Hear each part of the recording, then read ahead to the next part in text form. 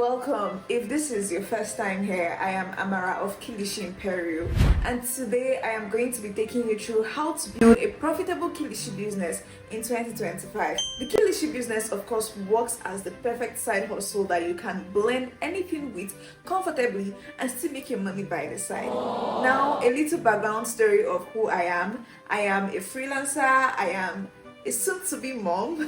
Yes. And I am an entrepreneur. And how did my entrepreneurial journey start? I started with testing a lot of businesses when I was in school in University of Nigeria in Nsukka. And after school, I decided to, look into the market and see what exactly works. Since I wasn't just doing entrepreneurship for the fun of it, I was doing it because I loved it and I wanted to create something big out of the business. And then I discovered that, okay, as an Eastern girl, Kilishi is not very common here. So why not venture into the Kilishi business and make it easily accessible for people rather than having them travel to the north before they can get access to good Kilishi. And the worst part of it is that recently there's been a lot of compromise in the Kilishi industry, like people giving you bad products, people giving you what you don't even like sports meat or even rubber. So Kilishi Imperio is here to solve that problem of helping people get access to very good quality Kilishi meat and help you who is interested in starting a Kilishi business to start it comfortably without any issue, with the right knowledge that you need. So stay with me and I will take you through everything you need to know about the Kilishi business. So what are those things you need to know before you start your Kilishi business? The first thing is your branding. You need to look into how you want to package your business, how you want to present it to people before you start. So what name are you going with? What should people identify you with? How do you want to brand yourself?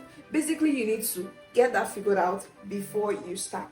Now, for this breakdown on how to start a profitable Kilishi business, we are going to be using Kilishi Imperio as our case study so that you'll be able to visualize what I mean. Now, when I was starting Kilishi Imperio, I chose the name because I want my customers to feel like royalty.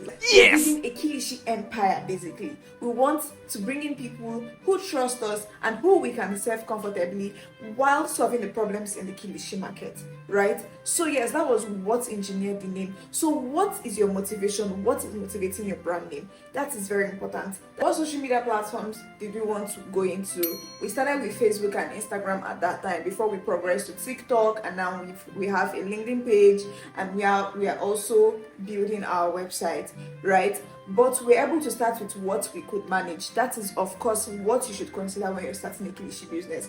And of course, we were venturing into the social media platforms because we wanted to be an online store. So where were we looking to get our customers from? That was what informed the decision to go online and to explore all the social media platforms that we could manage at that time. Now, the next thing was, what do we need? And that is something you really have to consider, your marketing point. Now, because we were an online store, we wanted to equally push our marketing to be able to make sales. Of course, if you don't do your marketing, nobody would know that you exist. So you must consider your marketing before you start your Kilishi business. We had to engage local stores, local bars, hotels. We literally went to where people who needed this product were, and we presented this to them, and we had a very good negotiation. Your negotiation skill needs to be on the high side so you don't lose out. And we had a very good negotiation, and we partnered with them and we started selling our product. The next thing to consider is your packaging. We're able to start with a very minimal packaging at that time because we're still starting out. We didn't have so much money for brand stuffs. So you need to consider how you want to package your product. Of course, when it comes to business generally, you package based on who you want to serve, right? So if you want mass adoption of your product, you know that you have to go simple so that people will be able to afford what you're selling. If you want to appeal to the elites alone, you know that, okay, your packaging has to match. So there are different packaging options you can consider if you're starting a Kilishi business. Now, this is the first packaging option you can consider. This is what it looks like. This packaging option comes in different sizes. So depending on how you want to size your Kilishi, it will inform what size of this nylon you want to go for. That is number one. Now, number two is that it is not just enough for you to just seal this and sell. That is why we talked about the branding in the beginning, because when you have done this, you need to put in your sticker. The sticker has to come with those colors we talked about, your logo and every detail, your contact details, how people should reach you in case if they see your product. Now the sticker helps to equally add extra coating to this seal to make it airtight. You can equally use a paper wrap.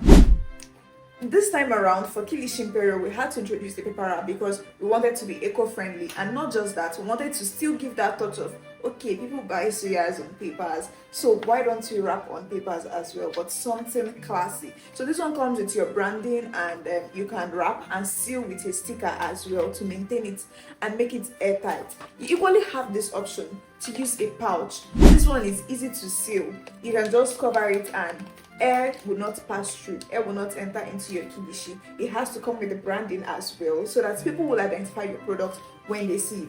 The other form of packaging is using this plate. Of course, if you're going to go with this plate option, you need to use a cling film so that it will be able to add an extra layer of protection for the kilishi that you're packaging, rather than just covering with this. You can equally use a Ziploc bag, anything at all, but you have to make sure that you get your packaging right, depending on how you want to present your product to your customers. Now, of course, the next thing, which is very, very important, is logistics. How do you want to handle deliveries? Do you need to get in partnership with riders, or do you want to take this product to them by yourself? But one thing I have noticed in the kilishi business is that it is a time-bound something. It's not like clothes that, okay, when you order it, you just want to wait till it gets to them, right? People crave kilishi and they want to eat it at that point. So you have to make sure that your logistics is on standby so that it can always deliver the product when they need it. So yes, that is everything you need to know before you start your kilishi business. Now the next thing is, where can you get your kilishi from? Of course, it is no longer news that you can get your kilishi from the north. The north is the largest production center for everything kilishi, which is why everybody who wants to start a kilishi business, you may need to go to the center that is closest to you. Is it Abuja? Is it Sokoto? Is it Kaduna? Is it where? Jos? Anywhere at all that they produce kilishi in mass. This will help you to get the right producer and the quantity that you need and how you want it, perfectly made for you. Now the next thing is, what are the common challenges that you will experience in the kilishi business or doing the kilishi business? Now it is important for you to understand the challenges before you start, so that you will know whether it's something you can handle or what you cannot handle. Like I said, we're going to be using Kilishi Imperio as our case study. When I started the kilishi business, the biggest challenge I faced was logistics.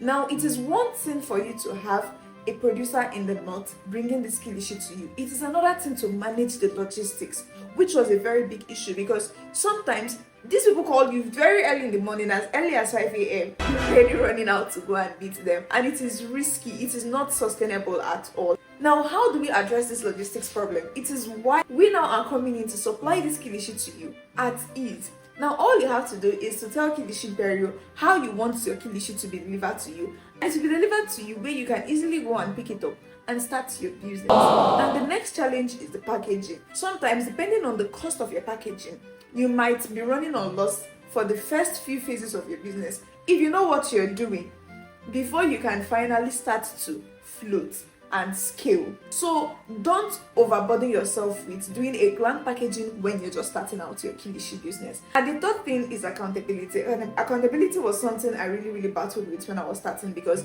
it was the normal paper and pen, profit and loss kind of calculation, but that is not sustainable. You have to be able to create a grand sheet, a standard spreadsheet where you can document your expenses and your sales and see what works and what is not working, what is extra and what is not extra, what is finishing and what you still have in stock. For the people we supply kilishi to at Kilishi Imperio, we give you a spreadsheet where you have all these details and a guide that will take you through how to do the proper bookkeeping that your business needs, so that you will know whether it is working out or it is not working out, and you can stay on track. Now, down to the best part. How do you do your costings to know whether this kilishi business is going to be profitable for you? I'm going to be taking you around the cost breakdown for a sustainable kilishi business, a sustainable and a profitable kilishi business. Now, the first thing you need to consider is your packaging material. What is it going to cost? I cannot inform you on the cost of packaging materials because yes, market rates fluctuate. right? But when it comes to packaging, please make sure that you're getting something that is sustainable for your brand.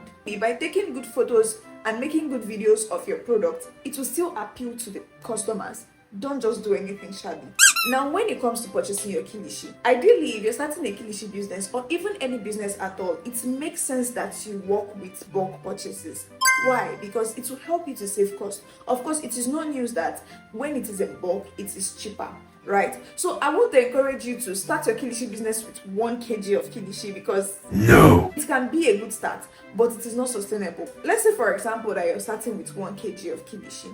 It makes sense that since you're buying in kg, you sell in measurements as well. So of course, it is very, very essential that you get a measuring scale. Now let us assume that 1 kg of kilishi, you're selling a 1,000 naira pack for 25 grams, right? What it means is that in that 1 kg of kilishi, you're approximately going to get 40 packs of kilishi. And at the end of your sales, you're looking at making 40,000 naira. Now you have spent 30,000 naira to purchase 1 kg of kilishi, and you're making 10,000 naira extra after sales. Now, like I said, buying in bulk will help you to earn more, because imagine if 1 kg is 30,000 naira. How much will 5 kg be? How much will 20 kg be? The more you buy, the more discounted rates you get, which is ideally how it should be for every kilishi market you go to. Now that you know that for your 1 kg kilishi, you're making 10,000 naira extra, the next thing you're supposed to put in place is to make sure that every other extra cost does not exceed that 10,000 naira. But then, like I said, you may not see so much return in the beginning phase. You will definitely start to see more returns as you progress, because all the packaging materials you're going to be getting, for example, if you're going with this, comes in 100 pieces. So definitely, you will not exhaust 100 pieces with 1 kg of kilishi. But as you progress and as you keep track of your record, you'll be able to see what you're making substantially from the business, which is again the reason why we are big on our accounting spreadsheet, which we get if Kilishi Imperio is supplying this kilishi to you. Now, of course, to keep your profits in check, you have to make sure that there are basic skills that you have so that you don't overspend. Now, some of these basic skills include simple designs on Canva. You need to be able to make a simple design for your brand on Canva. You need to be able to make sure that you can speak to the camera, you can make videos, very nice videos for your brand.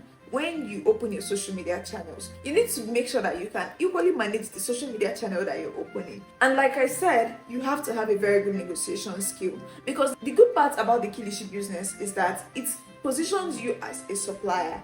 Now you can go into these local stores and you don't even need to stress to have a social media channel if you're not cut out for it. So these are some of the skills that you need to put in place or to learn while you're in the business. You can't do it all in the beginning. Slowly, you're going to get there. Kilishi business is a profitable side hustle, and that is why we're trying to make it easier for people who want to venture into this business but do not have so much time in their hand because they have other engagements.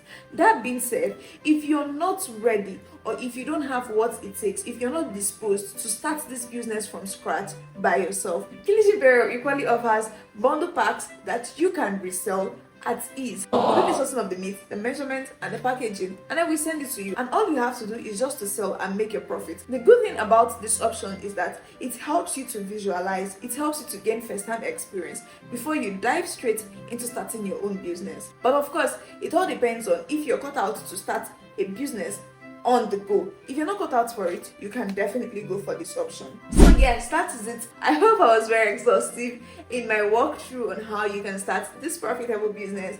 If you have any questions, if there is something I left out, do drop it in the comments and I'll answer your question. If you want to contact Kilishi Imperio, we are available on our different social media platforms, but of course you can send us a WhatsApp message on 090-3062-1529.